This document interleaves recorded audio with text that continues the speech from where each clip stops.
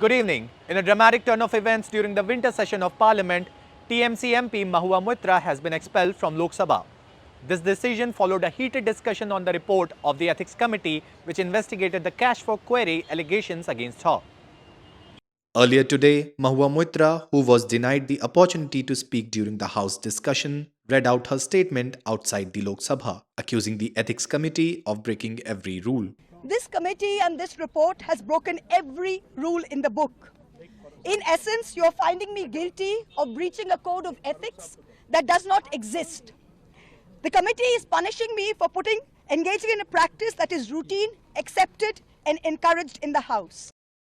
The opposition, dissatisfied with the proceedings, staged a walkout after the motion to expel Moitra was adopted.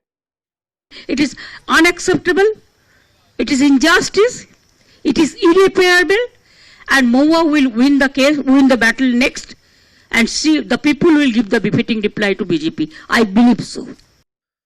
The Speaker, Om Birla, announced the expulsion, stating that the Ethics Committee found Moitra's conduct immoral and indecent. The committee's report had recommended her expulsion, calling for an intense legal institutional inquiry by the central government in a time-bound manner. सांसद श्रीमती महुआ मित्रा का आचरण अनैतिक और संसद सदस्य के रूप में अशोभनीय है और इस कारण उनको लोकसभा सदस्य बने रहना उपयुक्त नहीं होगा। इसलिए संकल्प करती है कि उन्हें लोकसभा की सदस्यता से निष्कासित कर दिया जाए। जो सदस्य During the debate, Congress MP Manish Tiwari raised concerns about the Ethics Committee's procedures, questioning whether they override the fundamental principle of natural justice. He emphasized that the committee can recommend guilt but argued that the House should decide the punishment, calling the committee's recommendation fundamentally flawed.